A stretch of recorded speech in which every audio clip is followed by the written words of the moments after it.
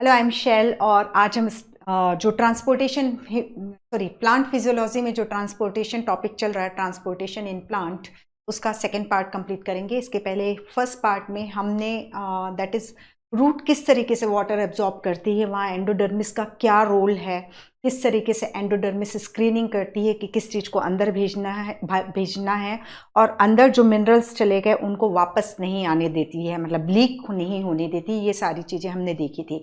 ठीक है, अब हम स्टार्ट करेंगे सेकेंड पार्ट, जिसमें हम root pressure, transpiration and translocation of organic solutes, mineral का किस तरीके से ट्रांसपोर्टेशन होता है, ये सारी चीज़ें देखेंगे। स्टार्ट करते हैं। ये दैट इज इसमें रूट प्रेशर। रूट प्रेशर के केस में मैंने आपको बताया था कि दैट इज जब ये रूट हेयर है, root hair then epidermis, apoplastic symplastic हुआ, यहाँ एंडोडर्मिस ने स्क्रीनिंग कर दी कि क्या क्या चीज़ अंदर जाएगा, क्योंकि उसकी रेडियल एंड ट्रांसवर्स वॉल में सुबेरिन डिपॉजिट है। तो जितने भी जो भी एपिप्लास्टिक मूवमेंट थी उसके बाद इसको यहाँ से हमने सिम्प्लास्टिंग कर दिया था। दैट इज इनसाइड, उसको वहाँ पर सेल मेम्ब्रेन को क्रॉस करना जरूरी था। ठीक है, अब इसके बाद ये फिर चाहे एपोप्लास्टिक जाए चाहे सिम्प्लास्टिक जाए, वो उसकी मर्जी है। लेकिन यहाँ पर एंडोडर्मिस में जो भी वाटर और मिनरल एंटर हो रहे हैं, जो जाइलम में जाएंगे, उनको एंडोडर्मिस के सिम्प्लास्ट से होकर गुजरना पड़ेगा। ठीक है, और ये जो है एक बैरियर प्रोवाइड कराया इसने, तो ये यहाँ से क्या अंदर जाएगा उसको की भी स्क्रीनिंग की, और इसके बाद जब अंदर आ गए हो तो ये इसको वापस बाहर जाने नहीं देगी। ठीक है, ये चीज हो गया। फिर इसके बाद यहाँ पेरिसाइकिल हो गई, फिर जाइलम टिश्यू, ये हमने देखा था।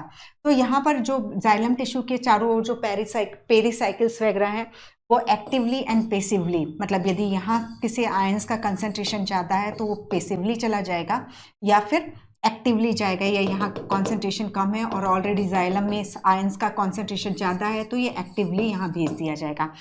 इन आयंस के जाइलम वेसल में इकट्ठे होने के कारण क्या होगा, दैट इज आयंस क्या हो गए, सॉल्यूट्स हो गए। ठीक है, सॉल्यूट्स हो गए, और पानी यहाँ पर जो भी अमाउंट पानी है उसमें कंटिन्यूस आयंस को भेजा जा रहा है, यानी सॉल्यूट्स को बढ़ाया जा रहा है। और सॉल्यूट के बढ़ने के कारण क्या इसका वाटर पोटेंशियल क्या हो जाएगा, डिक्रीज हो जाएगा। ठीक है, कम हो जाएगा, लो हो जाएगा।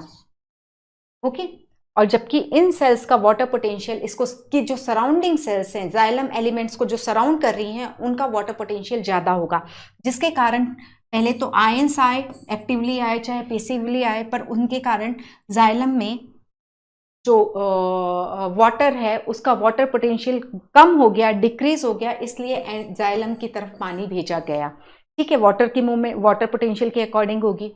तो यहाँ पर जब ये आएगा तो पानी के इकट्ठे होने के कारण पॉजिटिव हाइड्रोस्टैटिक प्रेशर जो डेवलप होगा वही रूट प्रेशर होगा। और जब ये पानी इस तरीके से आ रहा है तो ये पानी जो है, मतलब जाइलम में जो सॉल्यूशन है, पानी में मिनरल साइंस भी हैं तो सॉल्यूशन बोलना चाहिए, वो जो है एक थोड़ा सा पुश उसको मिल जाता है। तो पॉजिटिव हाइड्रोस्टैटिक प्रेशर जो होता है पानी को थोड़ा सा पुश कर देता है स्टेम में, लेकिन ये इतना, इसका मैग्नीट्यूड इतना नहीं होता कि 130 मीटर ऊंचे प्लांट को पानी इस तरीके से पहुंचाया जा सके। ये थोड़ा बहुत कंट्रीब्यूट करता है। इसका सबसे इम्पॉर्टेंस, इसकी इम्पॉर्टेंस देखा जाए तो क्या होता है कि अभी हम ट्रांसपिरेशन पुल पढ़ेंगे, तो जब बहुत तेजी से ट्रांसपिरेशन होता है तो ये वाटर कॉलम है सम टाइम ब्रेक हो जाता है। ठीक है, जिसके कारण बीच बीच में एयर आ सकती है, एयर आ जाती है। तो जब ये बाय द वे इस तरीके से, इसको कैविटेशन बोलते हैं, और यदि कैविटेशन हुआ तो ये जो root pressure, positive hydrostatic pressure बन रहा है, ये एक पुश देगा तो ये कैविटेशन को, मतलब इसको रिमूव कर देगा। तो एक ये बेनिफिट होता है। But root pressure definitely plant में ऑपरेट होता है, जो कि दैट इज जाइलम में आयंस के एक्यूमुलेशन होने के कारण जाइलम का वाटर पोटेंशियल डिक्रीज होता है, जिसके कारण उसको जो सराउंड करती हैं सेल, वो पानी उसके अंदर भेजेंगी, क्योंकि difference in water potential gradient, मतलब सराउंडिंग सेल या जाइलम एलिमेंट को घेरने वाली जो सेल है उनका वाटर पोटेंशियल हाई होता है, जाइलम वेसल्स में लो हो जाता है या जाइलम एलिमेंट में लो हो जाता है, जिसके कारण पानी इन नेबरिंग सेल से जाइलम एलिमेंट में जाएगा, जिसके कारण पॉजिटिव हाइड्रोस्टैटिक प्रेशर होगा, जिसे हम रूट प्रेशर कहते हैं। एक मॉडेस्ट पुश देगा, लेकिन इतना सफिशिएंट नहीं होगा कि बहुत ऊंचे ऊंचे प्लांट में ये पानी को सब जगह भेज सके। ठीक है, तो ये ऑपरेट होता है, जैसे अभी हमने देखा डिफ्यूजन ऑपरेट हो रहा है, फैसिलिटेटेड ट्रांसपोर्टेशन हो रहा है, एक्टिव ट्रांसपोर्टेशन हो रहा है, ये अब रूट प्रेशर देख रहे हैं। तो ये थोड़ा बहुत कंट्रीब्यूट करते हैं, लेकिन जो एक्चुअली जाइलम में पानी की मूवमेंट होती है वो कुछ दूसरी ही चीज़ है जो अभी हम पढ़ेंगे, ठीक है। तो ये तो हो गया और इसकी इंपॉर्टेंस भी हमने देखी। यही लिख रहे हैं कि as various ion from the soil are actively transported into the vascular tissue यानी xylem of the root, water follow and increase the pressure inside the xylem. This positive hydrostatic pressure is called root pressure and can be responsible for pushing up water to a small height in the stem. Then if you fix अब यदि हमें देखना है कि सच में root pressure operate होता है तो रूट प्रेशर के लिए ये हम इस तरीके से स्टेम को कट करें और यहाँ पर एक वो लगा दें, पॉलीथीन लगा दें, ठीक है। तो उसमें वो जो सेप है, जाइलम सेप है, वो एक्यूमुलेट हो जाएगा। Rubber tube to cut stem at the sleeve you can actually collect and measure the rate of exudation. और ये एक्सुडेशन जो इससे मतलब यहाँ पर ये सब जाइलम है और रूट प्रेशर होगा तो इनसे पानी मतलब जो सेप है वो जाइलम सेप जो है बाहर निकलेगा, ठीक है। And also determine the composite, और उस जो एक्सुडेट निकलेगा उसकी हम एनालिसिस करेंगे। तो वो एक्सुडेट क्या है, वो जाइलम सेप है, जाइलम के अंदर जो सॉल्यूशन या मिनरल वाटर भरे हुए वो चीज़ है, और उसको हम उसकी एनालिसिस करके हम फाइंड आउट कर सकते हैं कि जाइलम किन किन चीज़ों को ट्रांसपोर्ट करता है, ठीक है। Then effect of root pressure is also observable at night and early morning when evaporation is low. See, ये एक चीज है, ये गटेशन, ये जो ड्रॉप्स दिखाई दे रही हैं इस फिनोमिना को, ये जो लीफ के मार्जिन में ये ड्रॉप्स दिखाई दे रही हैं ये गटेशन है, ठीक है। ये ड्यू नहीं है, ओस नहीं है, ये गटेशन है। ये कब हमें देखने को मिलेगा, हम जब सुबह अर्ली इन द मॉर्निंग, जब ट्रांसपिरेशन स्टार्ट नहीं हुआ है और हमने एक पौधा लगाया था गमले में, उसमें खूब अच्छे से पानी डाल दिया, ठीक है। सुबह के टाइम में यदि ह्यूमिडिटी ज़्यादा है, ट्रांसपिरेशन नहीं हो रहा है और प्लांट जो है वेल वाटर्ड है, उसको अच्छे से पानी दिया है, तो क्या होगा, रात के समय में ट्रांसपिरेशन तो ऑपरेट नहीं हो रहा है, पानी वाटर वेपर के रूप में रिलीज नहीं हो रहा है प्लांट से, ठीक है।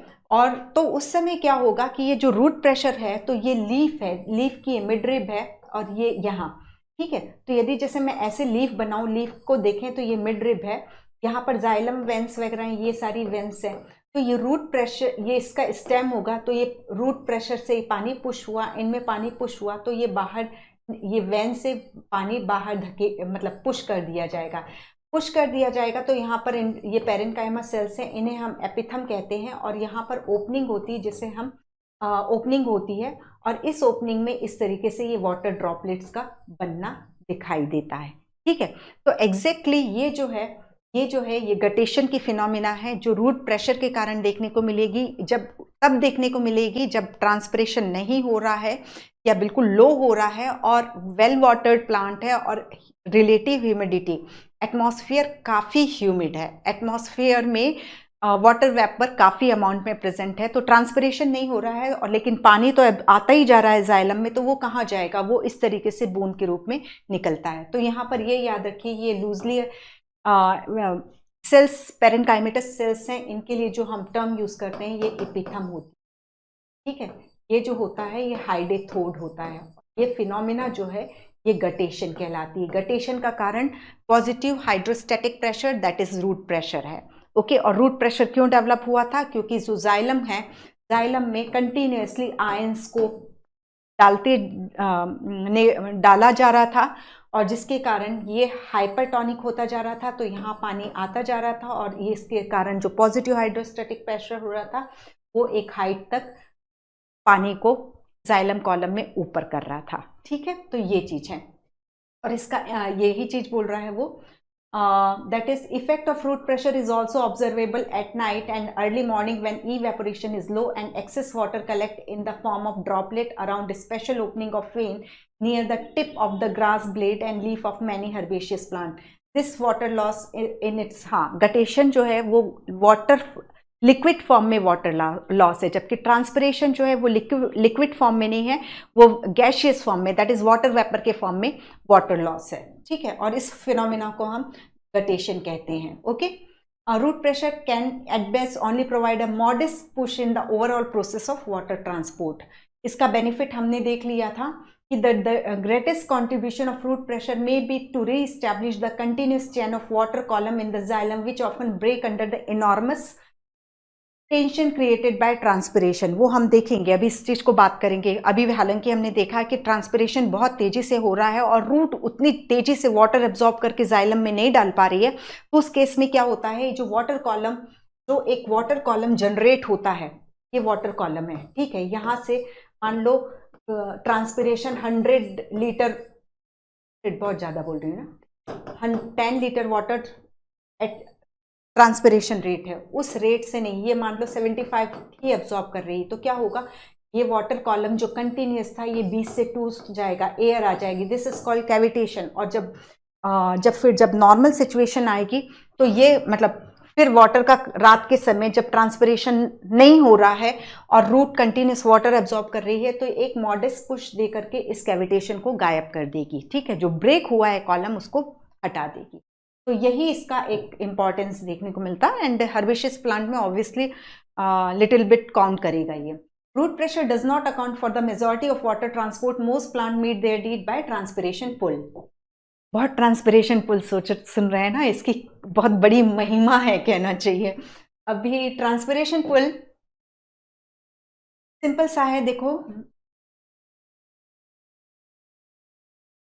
ट्रांसपिरेशन पुल जो होता है ये जाइलम, ठीक है, ये इनमें सिम्पिट्स रहेंगे, ये जाइलम वेसल्स हैं। हमने इसको अभी रूट से किस तरीके से पानी आया वो हमने देख लिया था। अब यहाँ हमने एक लीफ लगा दी है, लीफ इस तरीके से, अपर एपिडर्मिस लोअर एपिडर्मिस, ठीक है। अब जब जब हम इसकी स्ट्रक्चर देखते हैं तो यहाँ पर स्टोमेटा प्रेजेंट होते हैं, वो अभी हम और इसको डिटेल में देखेंगे। ये यहाँ पर मेसोफिल सेल्स हैं, तो बिल्कुल ऐसे में ऐसे झांक के देखूं तो अंदर यहाँ पर सेल्स हैं। तो ये जैसे ये गार्ड सेल हो गया, मतलब सॉरी, गार्ड सेल के ओपन होने के कारण ये ऐसे ओपनिंग स्टोमा बना, तो यहाँ से सनलाइट जाएगी नीचे की सेल्स में, नीचे की सेल्स में जाएगी तो वहाँ टेम्परेचर रेज होगा, वहाँ से वाटर इवेपोरेट होगा।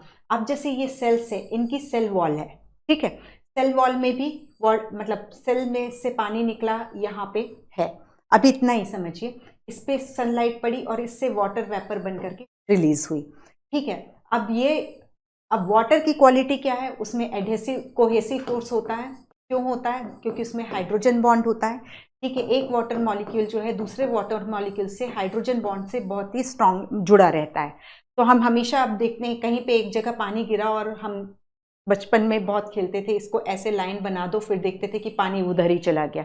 उसका सीधा सा रीज़न है क्योंकि हाइड्रोजन बॉन्ड है, तो एक वाटर मॉलिक्यूल जहाँ जाएगा उसके साथ साथ जुड़े जुड़े सभी को ही चले जाते हैं। दूसरी फिर क्वालिटी हम देखते हैं एडहेसिव फोर्स। एडहेसिव फोर्स मतलब ये जाइलम जो है, जाइलम में ये लिग्निन सेलुलोज की वॉल होती है, तो ये वाटर मॉलिक्यूल जो है इसके साथ भी इनकी बॉन्डिंग रहती है। एडहेसिव फोर्स यानी दो डिफरेंट मॉलिक्यूल के बीच में जो अट्रैक्शन होता है उसको हम एडहेसिव फोर्स कहते हैं। सेम मॉलिक्यूल के बीच में जो अट्रैक्शन होता है उसको कोहेसिव फोर्स कहते हैं। ये आप लोग मुझसे ज़्यादा अच्छे से जानते होंगे क्योंकि फिजिक्स का नॉलेज आप लोगों को ज़्यादा स्ट्रांग है, ठीक है। अब इसमें एक कैपिलरी एक्शन देखते हैं। जब कोहेसिव फोर्स के कंपैरिजन में एडहेसिव फोर्स ज़्यादा होता है तो यदि कोई थिन ट्यूब है तो वाटर जो है उस पर राइज करती है, जिसे हम कैपिलरिटी कहते हैं। तो यहाँ जो ट्रांसपिरेशन पुल है वो ये सारी चीज़ों के कारण डेवलप होता है, कोहेसिव फोर्स, एडहेसिव फोर्स और जाइलम वेसल्स का थिन ट्यूब होना, और इवन जो सेल वॉल जो है, सेल वॉल वो भी एक कैपिलरी एक्शन को शो करती है, ठीक है। अब यहाँ पर हमने देखा कि यहाँ से वाटर इवेपोरेट हुआ, वाटर इवेपोरेट हुआ और इसके बाद वाली सेल में वहाँ पर वाटर वेपर है, वाटर है नॉट वाटर वेपर। इसके बाद ये थर्ड लेवल है, यहाँ पे भी इसकी सेल वॉल में और सेल के अंदर पानी है, ठीक है। तो क्या होगा, इधर से तो जाएगा ही जाएगा वो जो भी due to difference in water potential जो मूवमेंट हो रही है। यहाँ पर ये हुआ कि यहाँ से पानी उड़ के गया तो ये अपने पीछे पीछे पानी को बिकॉज ऑफ कोहेसिव फोर्स ये अब सारे पानी को लेकर के जा रहा है, ठीक है, ये लेकर के जाता जा रहा है। अब इसी को मतलब ये यहाँ स्टोमेटा मैंने बनाया तो ये पानी ऐसे मूव कर रहा है, तो ये फाइनली कहाँ पर मिड रिब में ये हो गया। तो सब जैसे बिल्कुल भेड़ चाल, एक वाटर मॉलिक्यूल निकला, सारे वाटर मॉलिक्यूल उसके पीछे पीछे, क्योंकि बिकॉज कोहेसिव फोर्स के कारण वो स्ट्रांगली बॉन्डेड है, वो एक के पीछे पीछे चलते जाएंगे और ये यहाँ पहुँचेंगे, यहाँ से ये वेपर के फॉर्म में बन के निकलते जाएंगे। तो ये जो है ट्रांसपिरेशन पुल जो है जनरेट होता गया और ये जनरेट होकर के मिड रिब में पहुंचा, मिड रिब से उसने ये पानी खिंचता गया और ये फाइनली स्टेम के जाइलम तक पहुंच गया।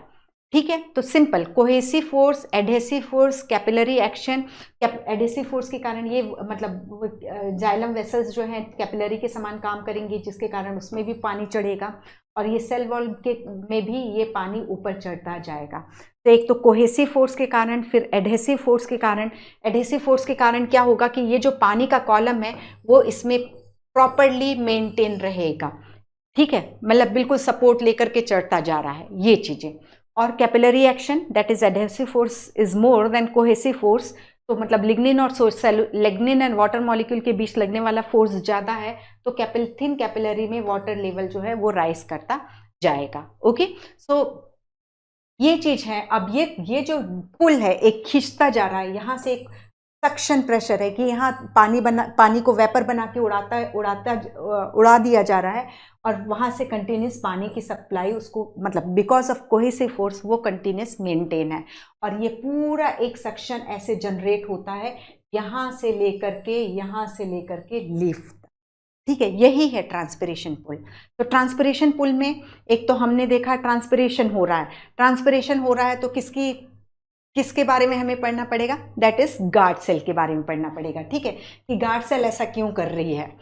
अब डिस्पाइट द एब्सेंस ऑफ, ठीक है, इन सब चीज़ों को छोड़ते हैं, सर्कुलेटरी सिस्टम नहीं है, फिर भी 130 मीटर ऊंचे प्लांट में पानी चढ़ जाता है। कोई यहाँ ऐसे कोई इलेक्ट्रिक पंप नहीं लगाया गया, फिर भी पानी चढ़ रहा है। तो वो देखा हमने क्यों चढ़ रहा है, क्योंकि एक सिंपल सी प्रॉपर्टी हम देख रहे हैं, कोहेसिव और एडहेसिव जो वाटर कॉलम को कंटिन्यूसली ऊपर खींचते जा रही है, क्योंकि वाटर मॉलिक्यूल स्टोमेटल कैविटी में वाटर वेपर बन के उड़ते जा रहे हैं और एक के बाद एक मॉलिक्यूल दूसरे मॉलिक्यूल को बिल्कुल एक हाथ पकड़ के चलते हुए जा रहे हैं और उड़ते जा रहे हैं। ठीक है, अब यहाँ पर यही चीज है कि despite the absence of heart और circulatory system in plant, the upward flow of water through the xylem in plant can achieve fairly high rates, up to 1 घंटे में 15 मीटर चढ़ जाता है। ठीक है, how is this movement accomplished, a long standing question whether water is pushed और pulled. तो बिल्कुल क्लियर रखो, वाटर जो है पुल किया जाता, और पुल कौन था, दैट इज वाटर लॉस हो रहा है जो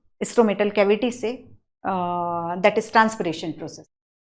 then most researchers agree that water is mainly pulled through the plant and that the driving force for this purpose is transpiration from the leaves. Okay, this is referred to the as cohesion tension transpiration pull model। और ये जो दिया था, ये theory जो दी थी वो Dixon jolly ने दी थी। ठीक है, तो इनका नाम अच्छे से याद रखिएगा। But what generate this transpiration pull, water is transient in plant, मतलब थोड़ी देर आया सॉइल से, रूट ने एब्जॉर्ब किया, जाइलम से ऊपर चढ़ा, पत्तियों में पहुंचा और वहां से गायब हो गया। वो नहीं कि वो स्टे करे, ऐसा नहीं है।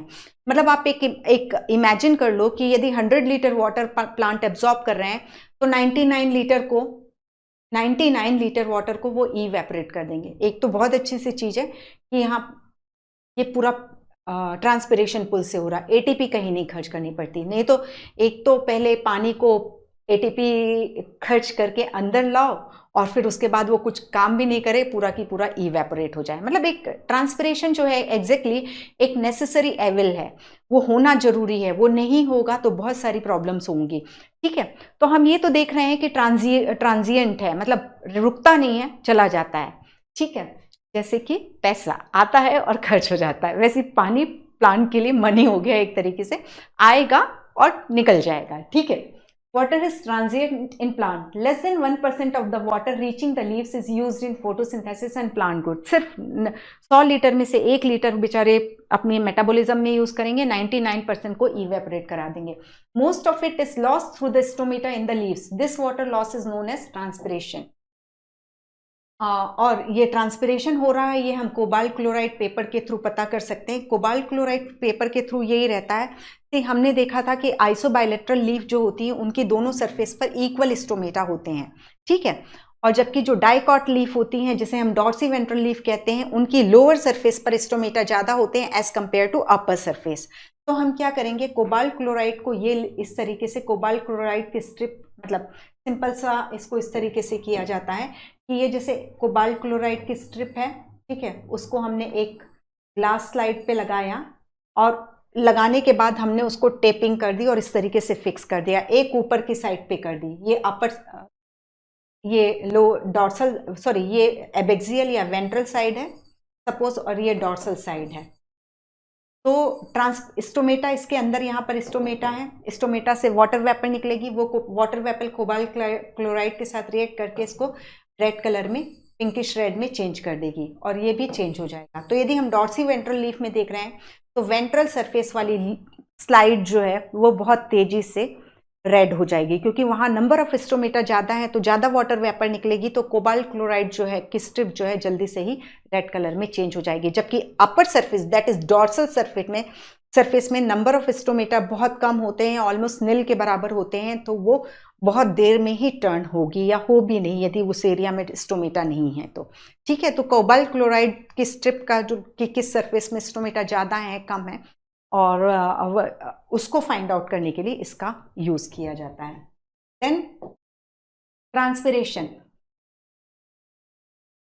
ये है गार्ड सेल। ठीक है, गार्ड सेल में देखिए ये जो है, ये जो अंदर वाली इसकी सेल वॉल है, प्लान सेल है गार्ड सेल, तो सेल वॉल प्रेजेंट होगी, तो इसके अंदर ये एक गार्ड सेल है और ये एक गार्ड सेल है। इनका अरेंजमेंट इस तरीके से रहता है। डॉर्सी वेंट्रल मतलब डाइकॉट में ये गार्ड सेल किडनी शेप होती है, जबकि मोनोकॉट्स में ये किस तरीके की थी, डंबल शेप थी। ठीक है, मोनोकॉट लीफ में इन स्टोमेटा का डिस्ट्रीब्यूशन इक्वल था, जबकि डॉर्सी वेंट्रल में अभी जस्ट हमने देखा कि अपर दैट इज डॉर्सल सरफेस पर कम स्टोमेटा होते हैं and ventral surface that is abaxial surface पर स्टोमेटा ज्यादा होते हैं। अब इसकी देखते हैं तो इसमें ये क्या है, इनर वॉल जो है वो थिक होती है और आउटर वॉल जो है इसकी ये थिन होती है। इसके अलावा जैसे पूरी सेल वॉल रहेगी तो जो ये इनर वॉल से आउटर वॉल, ये जो सेलुलोज माइक्रोफाइब्रल हैं वो रेडियली अरेंज होते हैं। ठीक है, अब क्या होता है, देखो हम प्लास्टिक और इलास्टिक दो टर्म पढ़ते हैं फिजिक्स में। इलास्टिक यानी जब हमने स्ट्रेस इसको दिया और इसको रिलीज किया स्ट्रेस को, तो इलास्टिक अपने शेप को रीगेन कर लेता है। प्लास्टिक में हमने स्ट्रेस दिया तो वो उसका शेप जो है डिफॉर्म हो जाता, फैल गया तो फैल गया। ठीक है, तो ये जो होता है ये यहाँ इलास्टिक होता है जब, ठीक है, यहाँ पर, तो यहाँ पर देखो जो स्टोमेटा की ये जो है, ये एरिया जो है, ओपनिंग एरिया जो है वो स्टोमेटा कहलाता है। तो स्टोमा या स्टोमेटा जो होते हैं दैट इज इसको सराउंड करते हुए दो गार्ड सेल प्रेजेंट होती है, जिसकी इनर वॉल थिक और आउटर वॉल थिन होती है। ठीक है, और रेडियली अरेंज्ड माइक्रोफाइब्रिल होते हैं। अंदर वाली ये इस तरीके से कनेक्ट कर दिया। ठीक है, अब यहाँ पर इसको हम फिर देखेंगे। Transpiration is the evaporative loss of water by plant. It occur mainly through stomata. 50 से 97% स्टोमेटल ट्रांसपिरेशन होता है, जबकि 3 से 20% क्यूटिकुलर ट्रांसपिरेशन होता है। क्यूटिकल का भी हम बात करते हैं, लीफ की सरफेस पर थिक वैक्सी सब्सटेंस होता है जिसे हम क्यूटिकल कहते हैं। ठीक है, वो ट्रांसपिरेशन रोकने के लिए ही होती है, यदि वो नहीं हो तो वो बहुत ज़्यादा ट्रांसपिरेशन होगा, लेकिन because of presence of cuticle transpiration को चेक किया जाता है, रोका जाता है, लेकिन फिर भी कोशिश की है, फिर भी थोड़ा बहुत ट्रांसपिरेशन क्यूटिकल की प्रेजेंस के बावजूद हो जाता है, तो वो 3 से 20% तक का क्यूटिकुलर ट्रांसपिरेशन देखने को मिलता है। ठीक है, beside the loss of water vapour in the transpiration, exchange of oxygen and carbon dioxide in the leaf also occur through the these stomata. तो मैंने आपको बोला ही कि ट्रांसपिरेशन होना जरूरी है, नेसेसरी एविल है।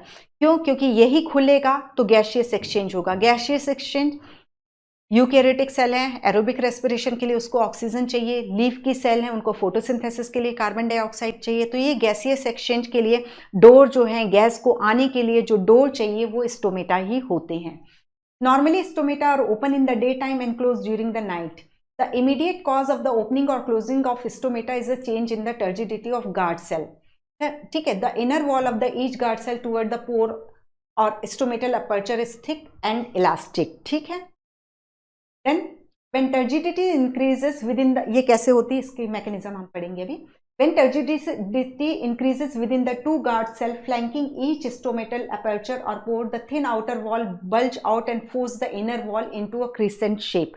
और जब क्रिस्टेंट शेप में आया तो इस तरीके से ये क्रिस्टेंट शेप में आई और स्टोमा या ओपनिंग अंदर हो गई। अब इसके अंदर से हम झांक के देखेंगे तो अंदर जो है वो मेसोफिल सेल्स दिखाई दे रही हैं और इसके ओपनिंग के कारण जो सनलाइट है, और सनलाइट यानी लाइट के साथ क्या जाएगी, हीट जाएगी, तो मेसोफिल की सेल्स से वाटर को इवेपोरेट कराएगी।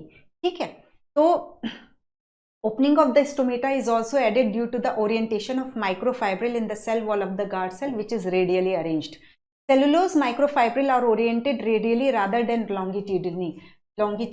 अब हमने देखा था इस तरीके से होने के बजाय, तो मतलब सिंपल है, मैं यदि ये जो है ये फूल रही है, ठीक है, और इससे ये धागा जुड़ा हुआ है, तो ये खींच के इधर गई तो ये इसको भी तो इधर खींचेगी। मैं किसी चीज, एक रस्सी बांधू किसी दरवाजे से, मैं उसको खींचूंगी, ठीक है, तो दरवाजा भी खींच के मेरी तरफ आएगा। ठीक है, तो बिल्कुल ये है, ये एक तरीके से रस्सी समझ लो, तो ये पीछे जा रही है तो उसके साथ ये भी इधर आएगी और जिसके कारण ये स्टोमेटा जो है ओपन होंगे। Okay, when the guard cell loses turgor due to water loss the elastic inner wall regain, ये जो इलास्टिक इनर वॉल है इससे पानी निकल गया तो ये वापस इस स्थिति में आ गई, तो ये वापस से क्लोज हो जाएगा। ठीक है, usually the lower surface of a dorsiventral leaf has a greater number of stomata. ठीक है, और इसको हम कोबाल्ट क्लोराइड एक्सपेरिमेंट मैंने आपको पहले ही बता दिया, उसके थ्रू पता कर सकते हैं। इन एन आइसोबाइलेटरल लीफ जो कि मोनोकॉटिलिडेनस लीफ होती है, stomata are about equal on both surface. अब हम पीछे चलते हैं। ठीक है, अब क्या होता है, क्यों स्टोमेटा ओपन हुए, इसकी थोड़ी सी मैकेनिज्म हम देख लेते हैं। ये गार्ड सेल है, जब क्लोज है, ठीक है, स्टोमेटा क्लोज है, इसके साइड में जो सेल है वो सब्सिडरी सेल है। ठीक है, अब गार्ड सेल की एक कैरेक्टरिस्टिक ये होती है, इसमें क्लोरोप्लास्ट होते हैं। ठीक है, अब क्या होता है, रात के समय स्टोमेटा क्लोज है, दिन के समय क्या होगा, दिन के समय ये जो यहाँ पर जो CO2 जो भी कुछ एक्यूमुलेट हुई है, दिन के समय वो फोटोसिंथेसिस के प्रोसेस में यूज होगी। फोटोसिंथेसिस के प्रोसेस में यूज होगी तो इसका pH जो है वो इंक्रीज होगा।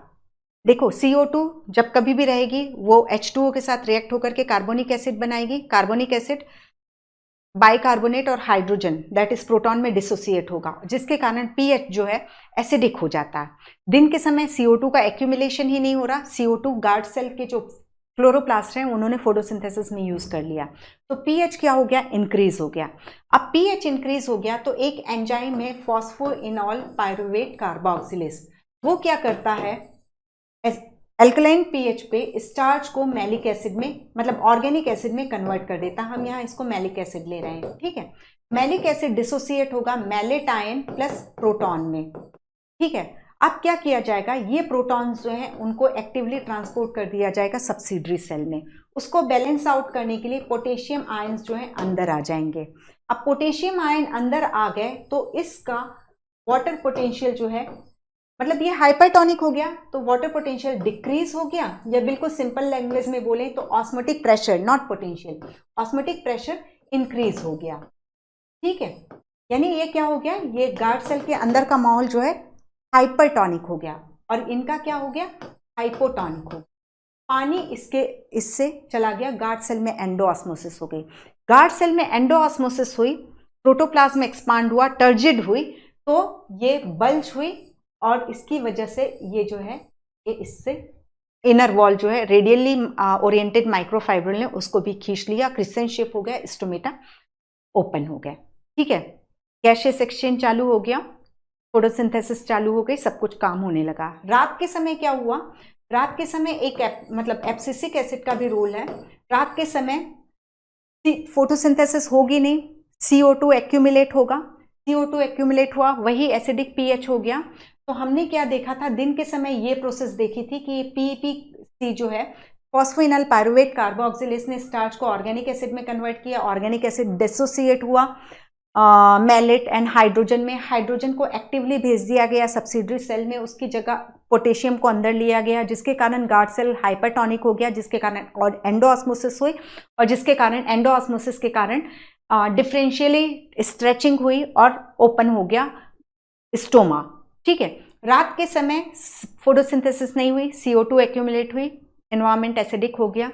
अब इसकी जस्ट रिवर्स प्रोसेस होगी। एब्सिसिक एसिड हार्मोन जो कि रूट में सिंथेसाइज होता है, वो क्या करेगा, पोटेशियम पंप को काम नहीं करने देगा, पोटेशियम को अंदर नहीं आने देगा। ठीक है, पोटेशियम अंदर नहीं जाएगा तो ये क्या हो जाएगा, ये हाइपोटोनिक हो गया। ठीक है, हाइपोटोनिक हो गया। और ये जो नियर बाय सेल हैं जिन्हें हम सब्सिडरी सेल बोल रहे हैं, ये सेल क्या हो गई, हाइपरटोनिक हो गई। तो इनसे पानी निकल के, मतलब गार्ड सेल जो है रात के समय उसने एक्सोऑस्मोसिस शो की, फ्लैसिड हो गई, जिसके कारण ये जो बल्ज होकर के इधर आ गया था वो वापस से ऐसा हो गया और स्टोमेटा जो है क्लोज हो गए। ये मैकेनिज्म है इसमें। ठीक है, तो बस इतना ही इसको याद रखना है आपको कि इसमें जो NCERT ने बस इतना देख के छोड़ा है, बट याद रखो एंडोऑस्मोसिस होती है, इसके कारण दिन के समय एंडोऑस्मोसिस शो करती है गार्ड सेल, जिसके कारण स्टोमेटा ओपन हो जाते हैं। रात के समय एक्सोऑस्मोसिस होती है, जिसके कारण स्टोमेटा क्लोज हो जाते हैं। ठीक है, अब ये चीजें हमने देख ली थी, रेडियली अरेंज है, ये एक इंपॉर्टेंट पॉइंट है। इनर वॉल थिक है, आउटर वॉल थिन है, तो डिफरेंशियली थिकनेस के कारण पानी, देखो थिक चीज तो तुरंत नहीं खिंच जाती है ना। ठीक है, ये थिन वॉल है तो वो तुरंत पीछे पुश होगी, और इसको रेडियली अरेंज ये धागे हैं, इसको इस साइड खींच करके ले आएंगे। तो इस वजह से स्टोमेटा यदि दोनों ओर बराबर होती तो वो ऐसे करके फूलती, एक साइड जाकर के नहीं होती। मतलब ये वॉल की जो थिकनेस है वही अंदर वाली वॉल की थिकनेस होती तो वो ऐसे फैलते। ठीक है, तो ये उतनी तेजी से नहीं, और रेडियली अरेंज माइक्रोफाइब्रिल है तो इसको एक साइड ले जाते हैं, ये चीज हो जाती है। अब हमने देख लिया स्टोमेटा का खुलना तो जरूरी है, लेकिन वो हम खुलवाते हैं उसको गैशियस एक्सचेंज के लिए, लेकिन वो हमें वाटर लॉस दे देता है। ठीक है, कई हद तक वाटर लॉस जरूरी भी है। जैसे हमें स्वेटिंग होती है तो हमारी बॉडी में कूलिंग की प्रोसेस होती है, तो वो एक हद तक कूलिंग के लिए 10 to 15 डिग्री टेम्परेचर को कम कर देती है। ठीक है, तो वो भी जरूरी है, क्योंकि यदि टेम्परेचर राइज होता जाएगा तो प्लांट के जो एंजाइम्स है वो कोआगुलेट हो जाएंगे। ठीक है, स्कंदित हो जाएंगे। तो वो सब चीजें जरूरी है, लेकिन बहुत ज्यादा अमाउंट में वाटर लॉस हो जाता है। दैट इज 99% ट्रांसपिरेशन के थ्रू वाटर लॉस होता है। ठीक है, तो इसलिए इसको हम नेसेसरी एविल बोलते हैं। अब हम यहाँ पे आए थे, अब ट्रांसपिरेशन को कौन कौन अफेक्ट करता है ये देखते हैं। तो टेम्परेचर क्या करेगा, लाइट जैसे ही पड़ी तो लाइट एंड टेम्परेचर सिनोनिम हो जाएंगे। ठीक है, लाइट है तो टेम्परेचर इंक्रीज होगा ही। तो टेम्परेचर जो होता है वो जो स्टोमेटल कैविटी में जो मेसोफिल सेल्स हैं उनसे इवेपोरेशन करवाता है। तो टेम्परेचर इंक्रीज होगा तो रेट ऑफ ट्रांसपिरेशन भी इंक्रीज होगा। लाइट का हमने क्लियरली देखा, अभी पूरा लाइट पड़ी तो क्या क्या काम हो गया था, स्टोमेटा ओपन हो गए थे। तो लाइट जो होती है वो स्टोमेटल ओपनिंग के लिए रिस्पॉन्सिबल होती है। नाइट के समय स्टोमेटल क्लोजिंग होती है, तो लाइट जो है रेट ऑफ ट्रांसपिरेशन को इंक्रीज करती है। सबसे ज्यादा stomatal opening red, that is 660 nm में होती है, और उसके बाद जो है blue light, that is 445 nm की लाइट। ठीक है, और ये जो ब्लू लाइट जो है एक्चुअली जो गार्ड सेल है उसके प्रोटॉन पंप को एक्टिवेट करती है, पोटेशियम को अंदर बुलाना शुरू करती है। इस तरीके से इसका रोल है। तो मैक्सिमम ओपनिंग रेड लाइट में है, फिर ब्लू लाइट इफेक्टिव है स्टोमेटल ओपनिंग के लिए, ग्रीन लाइट, अल्ट्रावायलेट लाइट और इंफ्रारेड लाइट ये स्टोमेटा क्लोज नहीं करती हैं, उस पर उनका कोई इम्पैक्ट नहीं है स्टोमेटा ओपनिंग में। ठीक है, देन ह्यूमिडिटी तो हम क्लियरली देख रहे हैं। ह्यूमिडिटी जैसे ये स्टोमेटा है, ठीक है, यहां मान लो 85% सैचुरेशन है, एक कंडीशन ये है। दूसरी जगह का ये इन्वायरमेंट है जहां 25% रिलेटिव ह्यूमिडिटी है।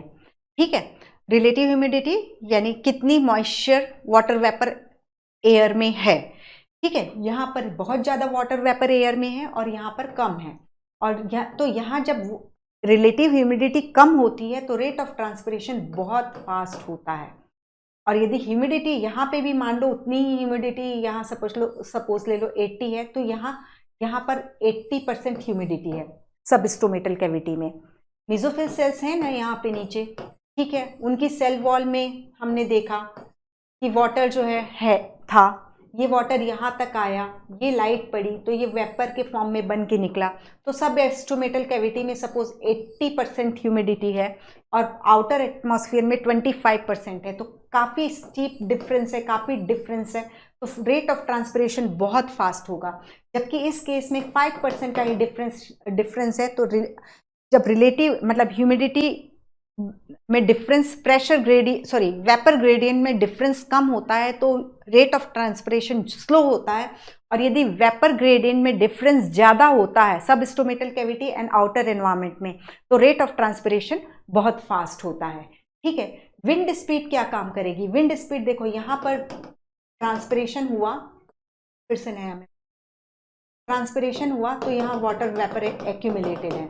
अब हवा चली तो इसने ये वाटर वेपर को यहाँ से कहीं हटा दिया, अब यहाँ पर कोई वाटर वेपर नहीं है। ठीक है, ये सब यहाँ से मूव करके चले गए, तो फिर वो एक स्टीप ग्रेडियंट, वेपर ग्रेडियंट को इस्टेब्लिश करा देती है। विंड स्पीड जस्ट मतलब स्वेप कर देती है, वहाँ से जो भी वाटर वेपर इकट्ठा हुई थी उसको वहाँ से हटा दिया, तो जिसके कारण फिर से एक ग्रेडियंट इस्टेब्लिश हो जाता है। तो विंड स्पीड जो है वो रेट ऑफ ट्रांसपिरेशन को बढ़ाती है।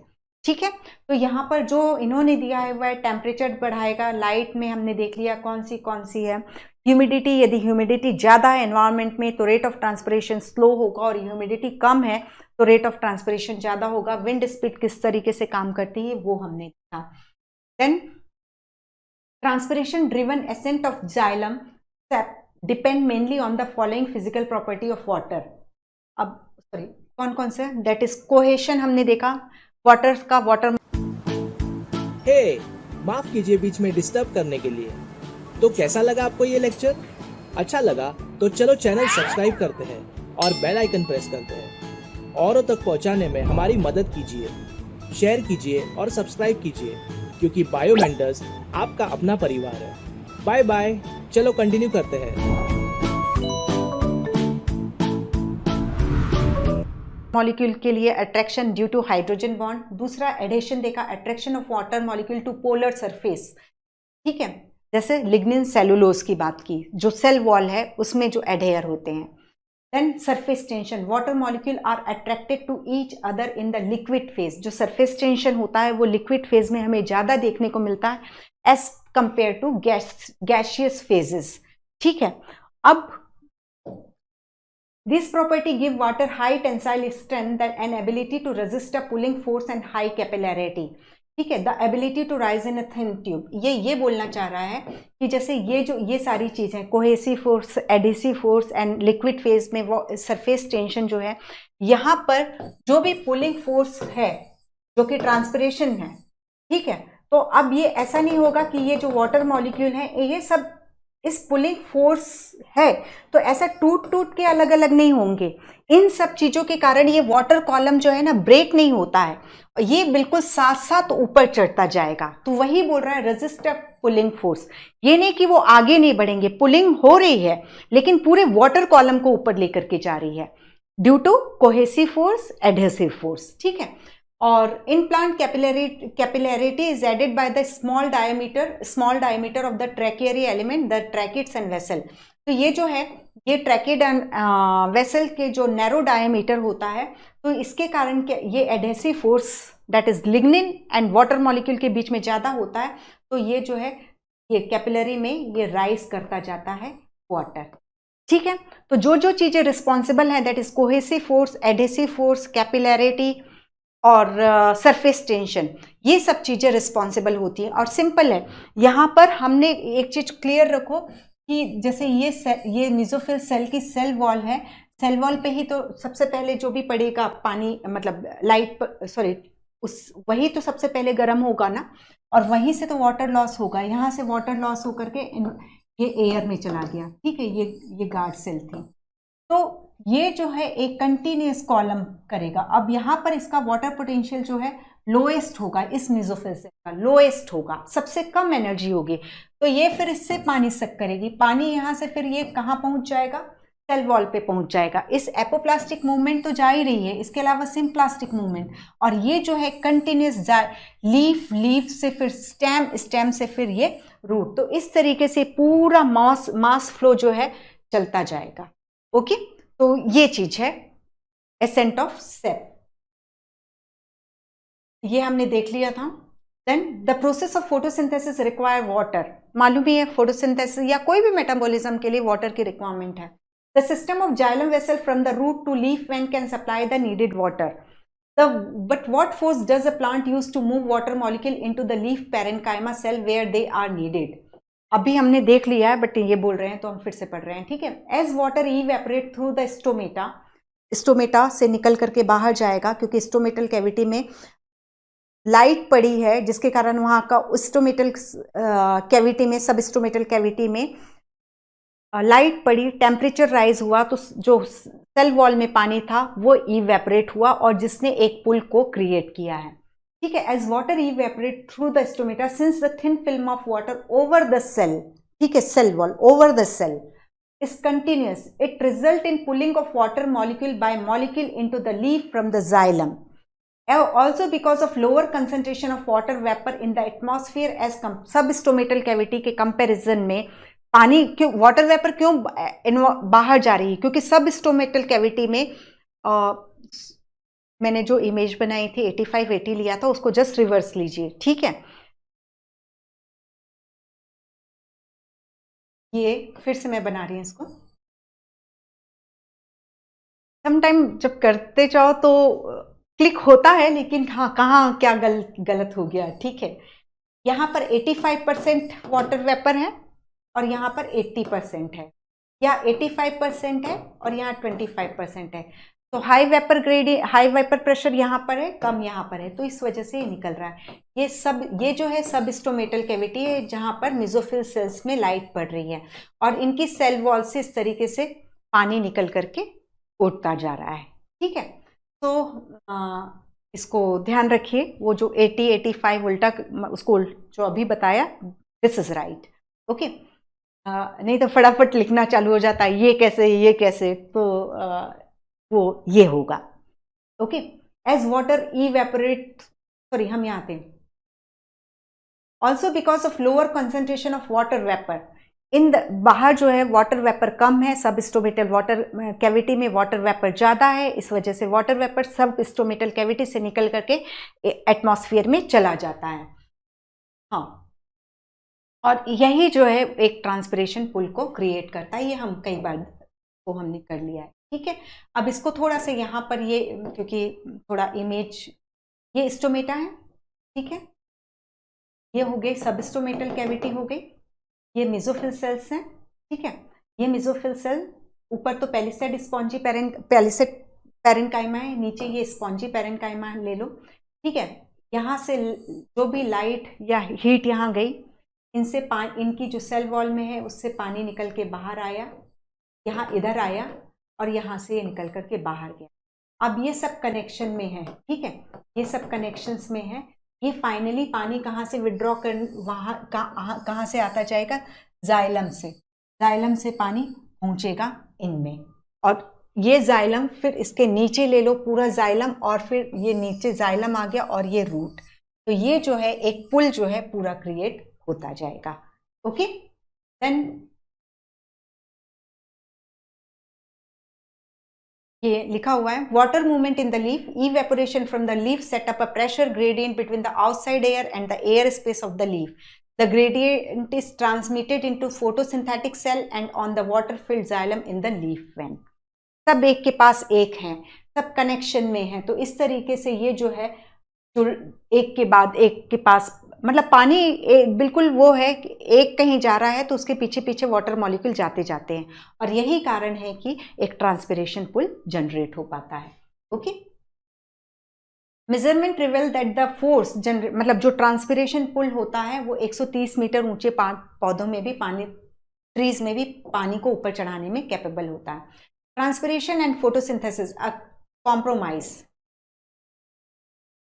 ट्रांसपिरेशन इसलिए जरूरी है क्योंकि हमें स्टोमेटा तो गार्ड सेल की बीच ओपनिंग, दैट इज स्टोमा को खोलना जरूरी है, क्योंकि गैसियस एक्सचेंज कराना है, क्योंकि वो नहीं होगा तो फोटोसिंथेसिस नहीं होगा, ऑक्सीजन अंदर नहीं आएगी, ये सारी प्रॉब्लम्स हैं, ठीक है। Transpiration has more than one purpose, it create transpiration pull for absorption and transport of plant, ठीक है।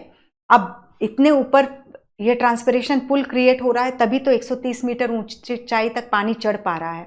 और सभी, भले ही हम 1% पानी को यूज़ कर रहे हैं मेटाबॉलिज्म में, लेकिन वो 1% तो चाहिए। यदि ट्रांसपिरेशन पुल नहीं होता, भले ही उसने 99% को वेस्ट किया, उसने ट्रांसपिरेशन में भेज दिया, लेकिन 1% जो है वो तो सब जरूरी था ना, कि प्लांट अपने मेटाबॉलिज्म को कर सके। Supply water for photosynthesis, transport mineral from the soil to all part of the plant. मतलब ये ट्रांसपिरेशन पुल जो मास फ्लो है, उसमें सभी मिनरल एलिमेंट्स जो हैं उसके साथ ट्रेवल करते हुए पूरे प्लांट के पार्ट्स को पहुंचाए जा रहे हैं। लीफ सरफेस को कूल करता है, 10 से 15 डिग्री टेम्परेचर को कूल करता है। ये बहुत बड़ा काम है, अदरवाइज इतना टेम्परेचर हो जाएगा जो सारे एंजाइम, आइदर रेस्पिरेटरी एंजाइम है या फोटोसिंथेसिस के एंजाइम है, वो उन सबको कोगुलेट कर देगा। तो ये नेसेसरी एविल है ही, होना जरूरी। हम इतना पानी लॉस करके हम कई सारे बेनिफिट ले पा रहे हैं। Maintain the shape and structure of the plant by keeping cell turgid. पानी एब्जॉर्ब हो रहा है, एंडोऑस्मोसिस हो रही है, सेल टर्जिड रह रही है, सेल सारे पार्ट्स जो हैं टर्जिडिटी मतलब टर्जिड स्टेट में है, ऐसे नहीं कि ऐसे लटके हुए पड़े हुए हैं। Okay, then an actively photosynthesising plant has an insatiable need for water. ठीक है, जिनमें भी फोटोसिंथेसिस हो रही है उनकी प्लांट पानी की डिमांड हमेशा बनी रहती, कभी उनकी कुल मिलाकर के प्यास जो है पानी की बुझती ही नहीं है, यही कह रहा है। Photosynthesis is limited by available water which can be swiftly depleted by transpiration. Transpiration इतना ज़्यादा होता है कि सम टाइम फोटोसिंथेसिस के लिए भी पानी नहीं मिल पाता, वही बोल रहा है photosynthesis is limited. The humidity of rainforest is largely due to this vast cycling of water from root to the leaf to the atmosphere and back to the soil. Cloud बनेंगे, वो फिर से, मतलब जो हमारे रेन फॉरेस्ट हैं, Amazon rain forest है, वहाँ डेली बारिश होती है, क्योंकि इतने ट्रीज हैं, इतना इवेपोरेशन होता, क्लाउड्स बनते हैं, फिर वही टेम्परेचर सुटेबल रहता, फिर वही प्रेसिपिटेट होकर के आ जाते हैं। तो ये साइक्लिंग्स जो है चलती रहती है। पहले क्लाउड बनाओ, फिर क्लाउड को प्रेसिपिटेट कराओ, सॉइल में गया, फिर एब्जॉर्ब करो, तो सबको कुछ ना कुछ करने के लिए चाहिए। Then the evolution of the C4 एंड CN photosynthetic system is probably one of the strategy for maximizing the availability। हम इसके बारे में फोटोसिंथेसिस में C4 that is Hatch and Slack में पढ़ेंगे। यहाँ पर इस तरीके से एडेप्टेशन किया गया है, एक CM प्लांट भी, क्रेसोलेशन एसिड मेटाबॉलिज्म भी हम पढ़ेंगे। तो इस तरीके से एडेप्टेशन किया गया है कि कम पानी में हम ज़्यादा फोटोसिंथेसिस को कर सकें। ठीक है, मतलब यदि हम एक C3 प्लांट होता है, एक C4 प्लांट होता है, आप लोग को सब मालूम है। तो C3 प्लांट को यदि कार्बन डाइऑक्साइड को फिक्स करने के लिए 100 लीटर पानी चाहिए, तो उतने ही कार्बन डाइऑक्साइड को फिक्स करने के लिए C4 50 लीटर में काम चला लेता है। ठीक है, वही चीज़ है। C4 plant are twice as efficient as C3 plant in terms of fixing carbon dioxide. However, a C4 plant loses only half as much water as C3 plant for the same amount of CO2 fix.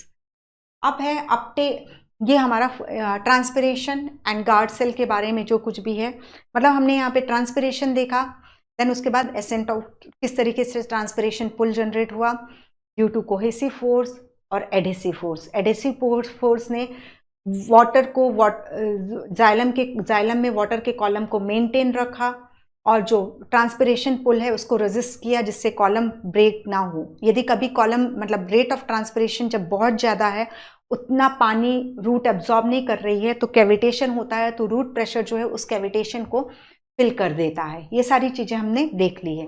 Okay, अब Uptake minerals कैसे होते हैं, ठीक है। अब यहाँ पर carbon dioxide and plant obtain their carbon and most of their oxygen from CO2 in the atmosphere. ठीक है, however their remaining nutritional requirement are obtained from the water and mineral in the soil. तो oxygen and carbon dioxide तो plant atmosphere से obtain करते हैं, लेकिन बाकी के और जो मिनरल है वो हमें सॉइल से लेना पड़ेगा। अब वाटर तो हमने देखा कि पैसिवली एब्जॉर्ब हो रहा है, जो मैंने बोला कि अच्छा हुआ कि 99% हमको ट्रांसपिरेशन में गंवाना है पानी को, उसके लिए हमें एनर्जी खर्च नहीं करनी पड़ती। मतलब कितनी अच्छी स्ट्रेटेजीज नेचर में, इवोल्यूशन में कितने अच्छे तरीके से डेवलप किया है। यदि सोचो हमें वाटर का एब्जॉर्प्शन एक्टिव करना पड़ता तो क्या होता। प्लांट तो बेचारे फोटोसिंथेसिस करते और पूरा उससे भी ज़्यादा कहीं अमाउंट वो उनको प्लांट को एब्जॉर्प्शन में खर्च करना पड़ता, या एसेंट ऑफ सेप की प्रोसेस में खर्च करना पड़ता। तो वो पेसिव है, पूरी मास फ्लो चल रहा है, एक एनवायरमेंट के कारण ट्रांसपिरेशन पुल क्रिएट हो रहा है जो पानी को खींचते हुए अंदर लाता जा रहा है। अनलाइक वाटर हाँ मतलब अब जो जितने भी मिनरल है उसमें कुछ एक्टिवली ट्रांसपोर्ट लिए जाएंगे अंदर, कुछ पेसिवली ट्रांसपोर्ट किए जाएंगे। और इसके लिए दो फैक्टर हैं। Mineral are present in the soil as charge particle, cation anion के रूप में होंगे, which can not move across the cell membrane. ठीक है, the concentration of minerals in the soil is usually lower than the concentration of mineral in the root. अब यहाँ पर ये एनायन कैटायन के फॉर्म में रहते हैं, तो कैटायन एक्सचेंज करना पड़ता है प्लांट को। प्लांट क्या, ये जैसे रूट है तो ये रूट जो है हाइड्रोजन आयन को बाहर भेजेगी और जो दूसरे कैटायंस हैं उनको अंदर लेगी, तो कैटायन एक्सचेंज होता है यहाँ पर। ठीक है, और दूसरा है अब रूट को तो कंटिन्यूस मिनरल्स चाहिए, तो यहाँ मिनरल्स मान लो 100 हैं तो सॉइल में 50 हैं, तो अब जब जो जिन मिनरल आयंस का कंसंट्रेशन सॉइल में कम है तो उनको तो हमें uphill transport that is active transport ही कराना होगा। ठीक है, तो ये दो पॉइंट्स को जो बोल रहे हैं ये, that is mineral are present in the soil, ऐसे मिनरल में आयंस के फॉर्म में एनायन एंड कैटायन के फॉर्म में रहते हैं, और हम कैटायन एक्सचेंज के थ्रू हाइड्रोजन प्रोटॉन्स देंगे और उसकी जगह दूसरा आयंस ले लेते हैं। और कौन से, जहां जब अपहिल ट्रांसपोर्ट कराना है तब हमें एक्टिव ट्रांसपोर्टेशन कराना पड़ता है। Therefore, most mineral must enter the root by active transportation into the cytoplasm of epidermal cell। तो जिनमें भी जिनको भी अपहिल ट्रांसपोर्टेशन कराना पड़ेगा, सॉइल सॉल्यूशन में कम कॉन्सेंट्रेशन है, रूट में हायर कॉन्सेंट्रेशन है उस मिनरल आयन का, तो हम एक्टिव ट्रांसपोर्ट कराएंगे। This need energy in the form of ATP। The active uptake of ion is partially responsible for water potential gradient in root and therefore for the uptake of water by osmosis। अब इसका क्या फायदा होता है कि ये root है, यहाँ एक्टिवली ट्रांसपोर्ट किया गया आयंस यहाँ पर आ गए, आयंस दैट इज सॉल्यूट हो गए, उन्होंने क्या किया, आ करके पानी में घुल गए और सॉल्यूशन को हाइपरटोनिक बना लिया। तो यहाँ जो कैपिलरी वाटर है, कैपिलरी वाटर जो है जो पार्टिकल्स के बीच में रहता है कैपिलरी के फॉर्म में, जिसको प्लांट एब्जॉर्ब करते हैं, वो इसके हाइपरटोनिक होने के कारण ये एंडोऑस्मोसिस मूव कर जाता है रूट हेयर्स में। ठीक है, तो ये चीज होती है। क्लियर?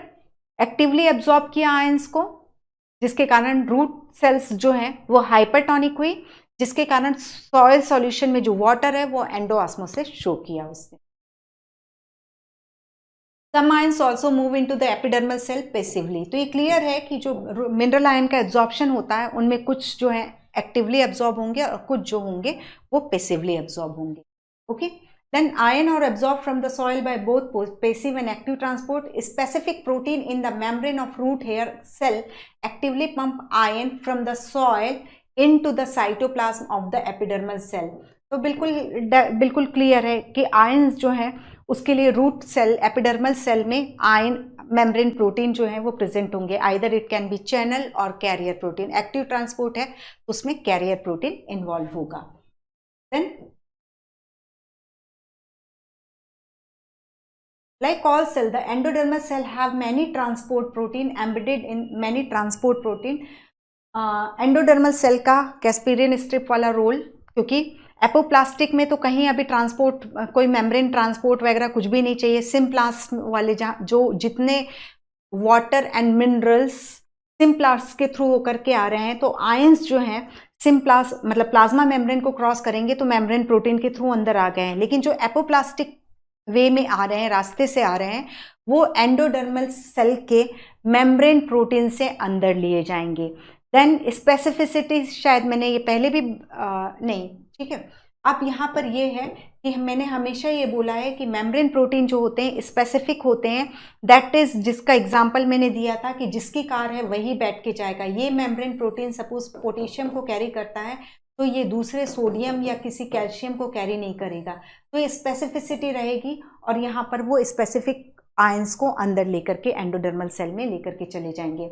और एंडोडर्मल सेल जो है एक बार यहाँ से आप क्रॉस करेंगे, फिर इसको पेरिसाइकिल पे पहुँचना है तो फिर एंडोडर्मल सेल की मेम्ब्रेन को एक बार और क्रॉस किया जाएगा। ठीक है, So like all cell, the endodermal cell have many transport protein embedded in the plasma membrane. They let some solid cross the membrane but not the other. जो cell को नहीं चाहिए उनके स्पेसिफिक मेम्ब्रेन प्रोटीन रहेंगे ही नहीं, तो वो बाहर ही रह जाएंगे, एपोप्लाज्म में ही रह जाएंगे। एंडोडर्म सेल उनको एंट्री अलाउ नहीं करेगी। जिनके स्पेसिफिक मेम्ब्रेन प्रोटीन प्रेजेंट है वो अंदर ले लिए जाएंगे। ठीक है, देन नो, और ये जो सिलेक्शन क्राइटेरिया हो रहा है वो एंडोडर्मिस की एंडोडर्मिस में जो कैस्पेरियन स्ट्रिप है वही ये सब काम करवा रही थी। ठीक है, मतलब कि क्योंकि उसने एंडोडर्मिस की कैस्पेरियन स्ट्रिप ने एपोप्लास्टिक वे को ब्लॉक कर दिया था। ठीक है, तो जितना भी पानी है, आयंस है, वो सब एंडोडर्मिस के सिम्प्लास्ट से होकर के निकलते हैं। अब ट्रांसलोकेशन ऑफ मिनरल्स, जैसे after the ions have reached xylem through active और पैसिव अपटेक और कंबाइन, मतलब या तो एक्टिवली, मतलब जो भी टोटल हम मिनरल आयंस का देखते हैं तो वहाँ देखते हैं कुछ आयन पैसिवली मूव कर रहे हैं, ट्रांसपोर्ट हो रहे हैं, कुछ एक्टिवली मूव कर रहे हैं। वो फाइनली कहाँ पहुँचा दिए गए? पेरिसाइकिल, और पेरिसाइकिल ने उनको फिर भेज दिया जाइलम एलिमेंट में। ठीक है, वहाँ पहुँचने के बाद ये ट्रांसपिरेशन पुल जो है उनको ऊपर खींच के ले जाता है। हमने क्लियर देखा transpiration pull that is mass flow that is pressure gradient. तो वेपर प्रेशर ग्रेडियंट जो है वो पूरा की पूरा फिर खींच के ले जाएगा। अभी तक जो हो रहा था, चल रहा था, जहाँ एक बार जाइलम में पहुँचा फिर ये बल्क ट्रांसपोर्ट मिनरल आयंस का भी चालू हो जाएगा। ठीक है, तो यही है, there further transport up to the stem to all part of the plant is through the transpiration stream. The chief sink for the mineral element, हाँ मिनरल एलिमेंट की ज़्यादा रिक्वायरमेंट कहाँ होती, कहाँ डंप किए जाएंगे? ग्रोइंग ऑर्गन्स पे, जैसे कि एपिकल एंड लेटरल मेरिस्टेम, क्योंकि वो एक्टिवली डिवाइडिंग सेल्स रखती हैं, young leaves, developing flower, fruit and seeds, and the storage organ. ये मिनरल्स के सिंक के लिए, सिंक यानी जहाँ इनको भेजा जाना उसका काम करते हैं, क्योंकि वहाँ मेटाबॉलिज्म बहुत ज़्यादा हो रहा, इन सब चीज़ों की ज़रूरत वहाँ पे होगी। ठीक है, मिनरल आयंस की ज़रूरत। Then unloading of mineral ion occur at the fine vein ending through diffusion and active transport. अब जैसे सिंपल है, ये यहाँ लीफ पर पहुंच गए, ये मिडरिप है, ठीक है, यहाँ तक आयंस पहुंच गए, तो कुछ तो डिफ्यूज होंगे और यहाँ वेन में भरे हुए मिनरल आयन, मिडरिप में भरे हुए। अब ये इनको स्पॉन्जी पेरेंट का मेसोफिल सेल को देना है, तो कुछ एक्टिवली अनलोड कर दिए जाएंगे, यानी एक्टिव जो एटीपी के कंजप्शन के थ्रू इनको भेजा जाएगा कि जाओ मेसोफिल सेल में, और कुछ जो है डिफ्यूज होंगे। Mineral ions are frequently remobilise particularly from older senescing part. ये हम कई बार बात कर चुके हैं कि कोई लीफ गिरने वाली है या कोई प्लांट पार्ट, कोई ब्रांच डिके होने वाली, खत्म होने वाली है, जीर्णावस्था में आ गई है, तो उसमें जितने भी मोबिलाइज्ड, जिन एलिमेंट्स को, मिनरल एलिमेंट्स को हम मोबिलाइज वहाँ से ले सकते हैं वापस, वो उसको प्लांट वापस ले लेता है और उसको ले करके यंगर पार्ट्स में भेज देता है। नहीं तो जैसे ही वो ब्रांच या पत्ती गिरेगी उतने मिनरल आयंस भी लॉस्ट हो जाएंगे, तो इसलिए जो जो मोबिलाइज्ड हैं उनको ले लिया जाता है। ठीक है, older dying leave export much of their mineral content to younger leaves. ठीक है, similarly before leaf fall in deciduous plant mineral are, हाँ डेसिडियस मतलब एक जो स्प्रिंग सीजन होता है उस समय, मतलब लीफ फॉल का जो डेसिडियस प्लांट होते हैं एक पर्टिकुलर सीजन में लीफ को गिरा देते हैं। ठीक है, तो स्प्रिंग सीजन में आप यहाँ पर देखते हैं फरवरी में पतझड़ का मौसम होता है, तो जितने भी लीफ में मिनरल आयंस होते हैं वो मोबिलाइज कर दिए जाते हैं। उनको लीफ के गिरने के पहले प्लांट अपना वहाँ से हटा लेता है, लीफ से निकाल लेता है। ठीक है, then element most readily mobilise, बहुत आसानी से वहाँ से लीफ सेनेसेंट पार्ट है उससे निकल करके आ जाएंगे, वहाँ से हट जाएंगे और यंगर पार्ट्स को पहुँचा दिए जाएंगे। इसमें फॉस्फोरस, नाइट्रोजन एंड पोटेशियम है। ये जो है रेडियली इमोबिलाइज्ड है। ठीक है, यहाँ पता नहीं क्यों दे दिया, फिर मिनरल एलिमेंट में इसको रेक्टिफाई किया है इन्होंने।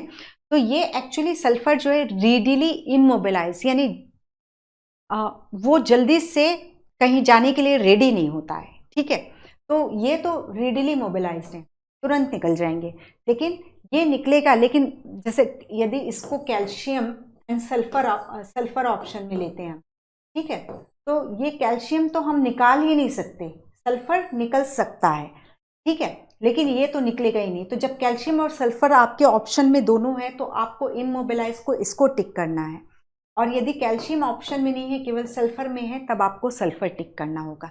तो समटाइम यहाँ जो जैसा है रीडिली इमोबिलाइज्ड एलिमेंट होता है sulphur. Okay, some element that are structural component like calcium, क्योंकि कैल्शियम कहाँ पर प्रेजेंट है, स्ट्रक्चर में प्रेजेंट है, मिडिल लैमेला में प्रेजेंट है। मिडिल लैमिना नॉन लिविंग है, वहां से कैसे हम आयन को वापस लेके आएंगे, ठीक है, वो तो एक आउटर कवरिंग है। तो जो स्ट्रक्चरल एलिमेंट होते हैं उनका विड्रॉवल पॉसिबल नहीं हो। Then an analysis of the xylem exudates show that though some of the nitrogen travel as inorganic ions, much of it's carried in the organic form as amino acid and related compound. तो nitrogen जो है inorganic form में भी travel करती है और organic form में भी ट्रैवल करती है। सिमिलर मतलब जाइलम में ये बहुत इंपॉर्टेंट चीज है। यदि हम जाइलम एक्सुडेट, जाइलम्स जैसे हमने अभी रूट प्रेशर के केस में देखा था, हमने एक्सुडेट्स निकाला, उसको एनालाइज कर रहे हैं, तो हम ये फाइंड कर रहे हैं कि नाइट्रोजन इनऑर्गेनिक फॉर्म में भी है, जबकि हम जाइलम के लिए क्या बोलते हैं, वाटर एंड इनऑर्गेनिक मिनरल्स को ट्रांसपोर्ट करता है। लेकिन जब जाइलम का सेप निकाल के उसकी एनालिसिस करो तो ये पता चलेगा कि कुछ उस एमिनो एसिड्स भी बैठे हैं उसमें फॉस्फोरस और सल्फर के भी ऑर्गेनिक कंपाउंड्स देखने को मिलेंगे। तो ये कभी मत सोच के चलिए कि जाइलम जो है वो इनऑर्गेनिक सब्सटेंसेस को ही कैरी करता है। जाइलम जो है वाटर को कैरी करता है, इनऑर्गेनिक मिनरल एलिमेंट्स को कैरी करता है, इसके अलावा ऑर्गेनिक सब्सटेंसेस को भी कैरी करता है, यही बोल रहा है। And analysis of xylem exudate show that though some of the nitrogen inorganic form में भी ट्रेवल कर रहा है और ऑर्गेनिक फॉर्म में भी, दैट इज एमिनो एसिड के फॉर्म में भी ट्रेवल कर रहा है जाइलम में। Similarly small amount of phosphorus and sulphur और कैरिड एज ऑर्गेनिक कंपाउंड। तो जाइलम एक्सुडेट में हम नाइट्रोजन, फॉस्फोरस एंड सल्फर इनको ऑर्गेनिक फॉर्म में भी देख पाते हैं, ठीक है। ये चीज है क्योंकि हम लोग हमेशा ये बात करते हैं कि जाइलम जो है इनऑर्गेनिक मिनरल्स को ट्रेवल कराता है अपने, जबकि क्लियर देखा हमने कि अमीनो एसिड्स भी ट्रेवल कर रहे हैं उसमें। In addition, a small amount of exchange of material does take place between xylem and phloem. अब xylem and phloem में exchange होगा materials का, ठीक है, ये चीज भी होता है। Then hence it is not that we can clearly make a distinction and say categorically that xylem transport only inorganic nutrient while phloem transport only organic material as was traditionally believed. तो ये सच नहीं है। पहले हम हमेशा यही पढ़ते थे कि फ्लोएम जो है वो सिर्फ ऑर्गेनिक सब्सटेंसेस को कैरी करता है, जबकि यहाँ हम क्लियरली देख रहे हैं कि जाइलम जो है इनको कैरी कर रहा है और फ्लोएम भी जो है इनऑर्गेनिक सब्सटेंसेस को कैरी करता है।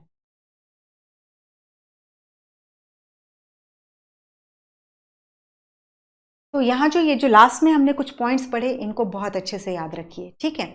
अब हम इसमें लास्ट जो है that is food translocation. Phloem, xylem को देख लिया, लीफ को देख लिया, सबको देख लिया, फ्लोएम को देखेंगे। फ्लोएम की एनाटॉमी थोड़ा सा रिकॉल करिए। सीव ट्यूब, ठीक है, सीव ट्यूब होती है। सीव ट्यूब में क्या था कि उसमें न्यूक्लियस नहीं थे, ठीक है, और यहाँ सीव प्लेट, परफोरेटेड प्लेट्स थी, और जिससे कि एक साइटोप्लाज्मिक स्ट्रैंड पास होते हैं, और इसके साइड में कंपेनियन सेल थी। सीव ट्यूब ई न्यूक्लिएटेड थी। ये सारी चीजें हमने पढ़ी हैं। अब इसकी स्ट्रक्चर को ध्यान में रखना होगा आपको, ओके। अब हम लेते हैं food primarily sucrose is transported by the vascular tissue phloem from a source to a sink. Source और सिंक क्या बोलता है? सोर्स यानी जहां ये फोटोसिंथेटिक प्रोडक्ट बन रहा है, ठीक है, या जहां ये सुक्रोज प्रेजेंट है, ठीक है। सिंक जहां इस सुक्रोज को ला करके डंप करना है, भेजा जाना है, तो जहां से सुक्रोज को पिक किया जाएगा, ठीक है, वो कहलाएगा दैट इज सोर्स, और जहां सुक्रोज को पहुंचाया जाएगा वो कहलाएगा सिंक। तो अभी हम सिंपल बिल्कुल लेते हैं, तो मैंने इसमें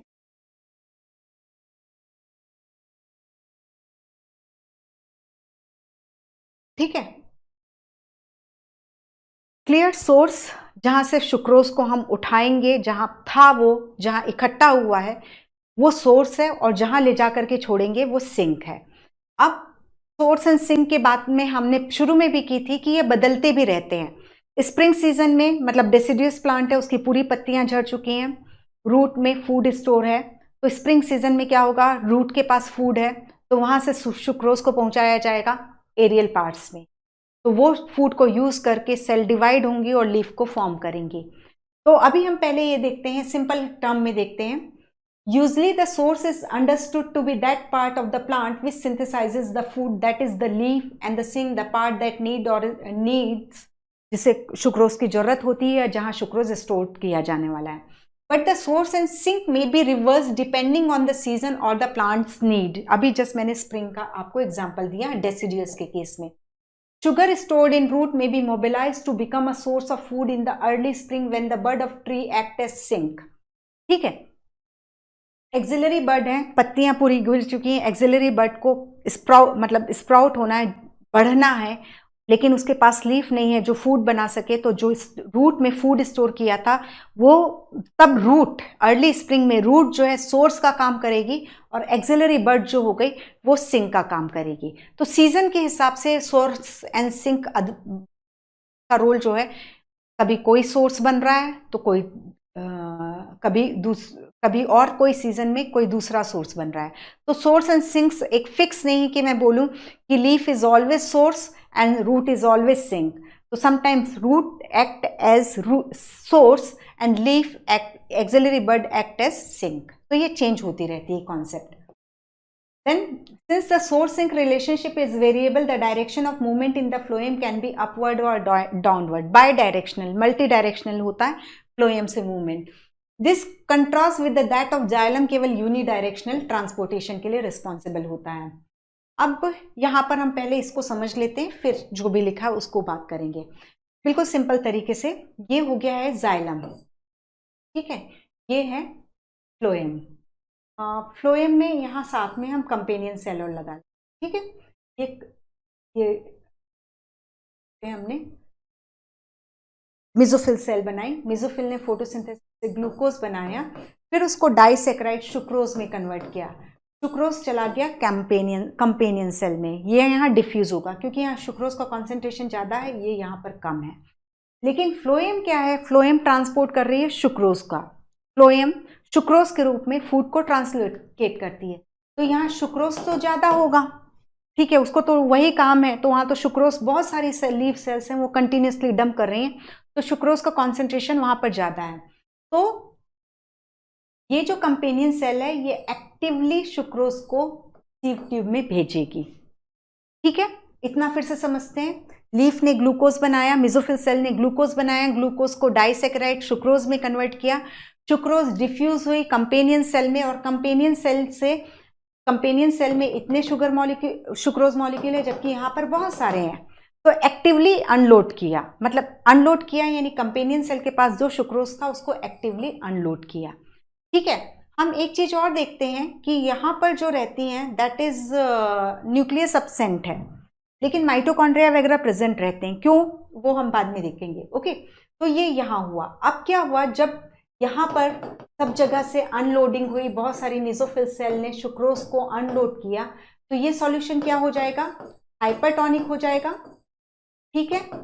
और हाइपरटोनिक हो जाएगा तो ये मिडरिब है, यहाँ पर मिडरिब यानी वहाँ पर वेस्कुलर बंडल, जाइलम, फ्लोएम सब प्रेजेंट है. तो इसके पास की जाइलम सेल में पानी भरा हुआ है, तो ये हाइपरटोनिक है, ये हाइपोटोनिक है, तो ये वाटर की मूवमेंट सब जगह से होने लगी, ठीक है. वाटर की मूवमेंट हुई, पॉजिटिव हाइड्रोस्टैटिक प्रेशर जनरेट हुआ, दैट इज जैसे रूट प्रेशर में हुआ था, और उसने इन सब चीजों को पुश करना शुरू किया.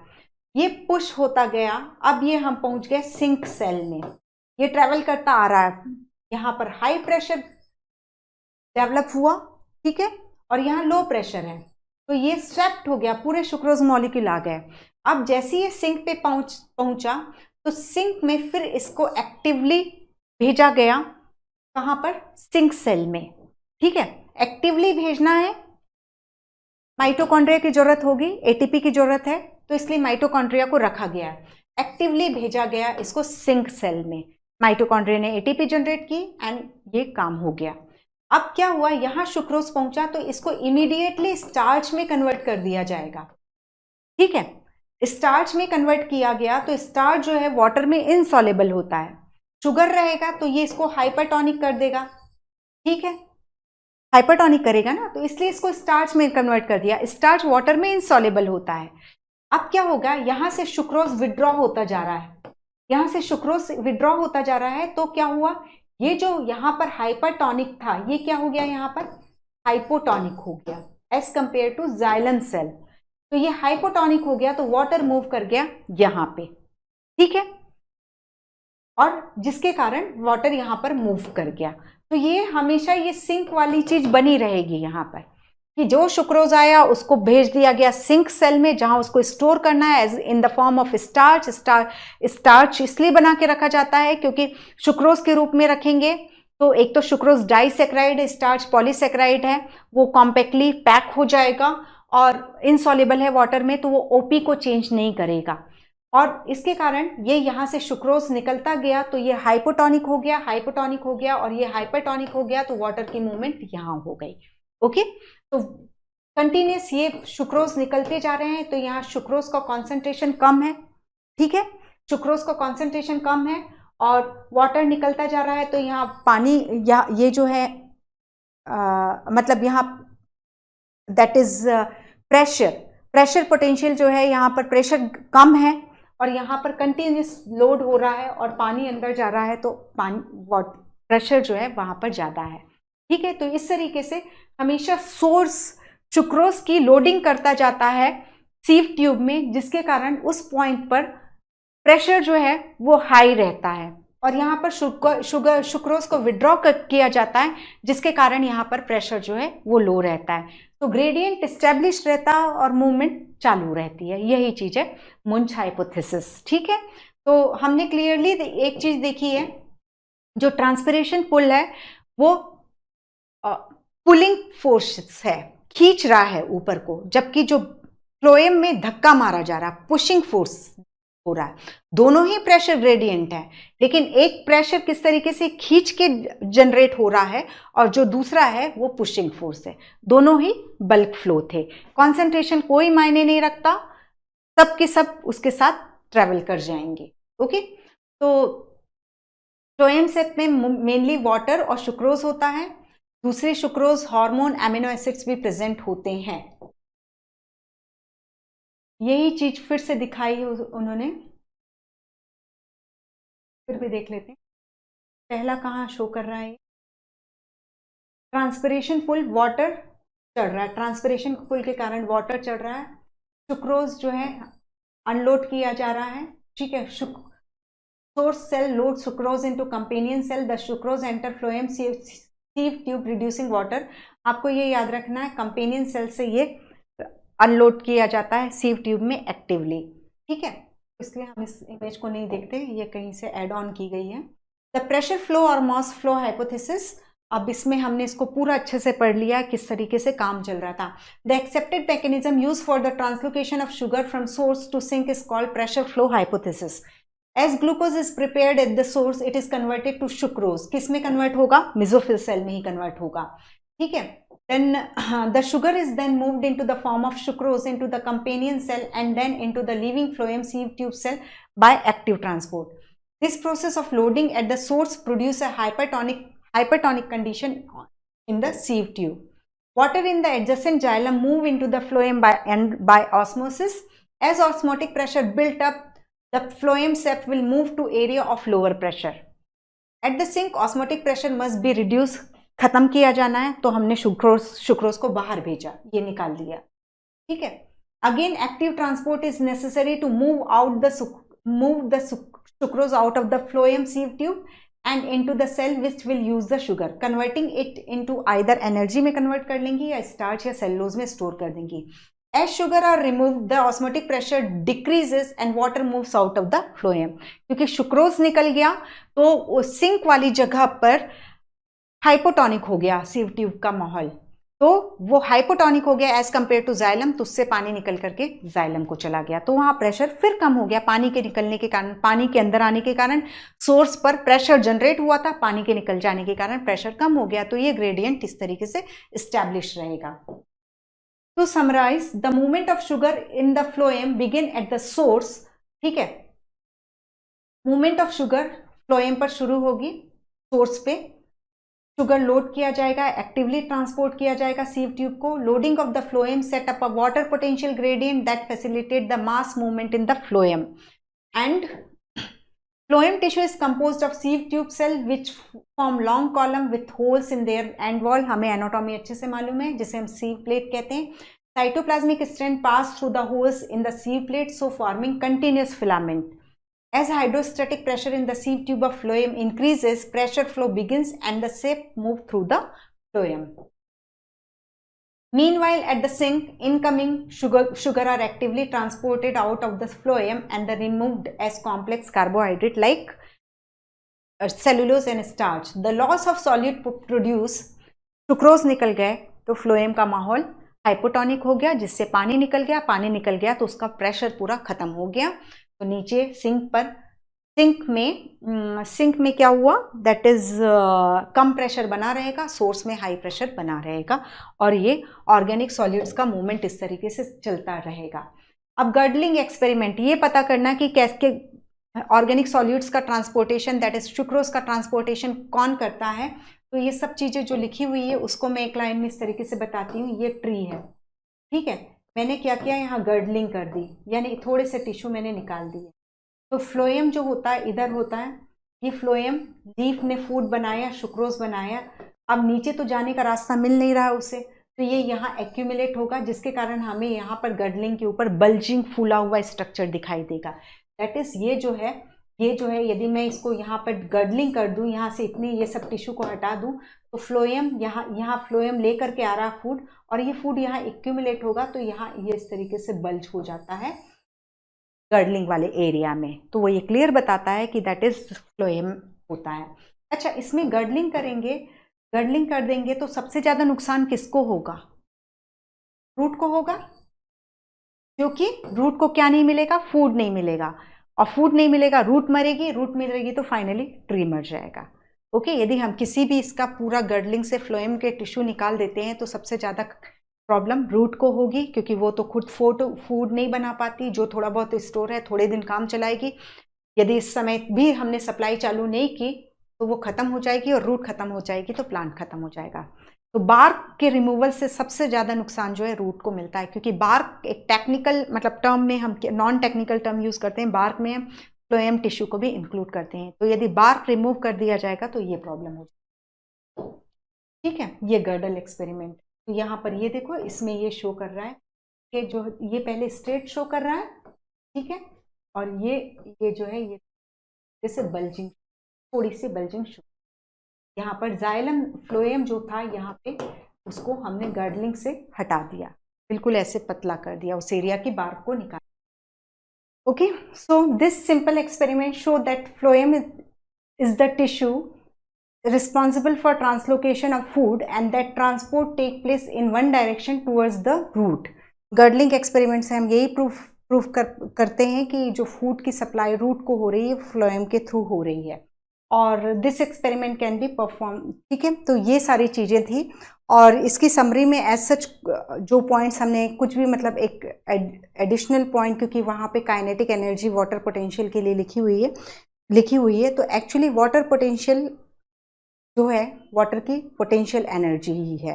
सो सिंपल, अगेन 4-5 बार एनसीईआरटी रिवाइज कर लो बहुत अच्छे से, कहाँ एक्टिव ट्रांसपोर्टेशन है, कहाँ अनलोडिंग हो रही है, क्यों हो रही है, कहाँ हाइपोटोनिक कंडीशन बन रही है.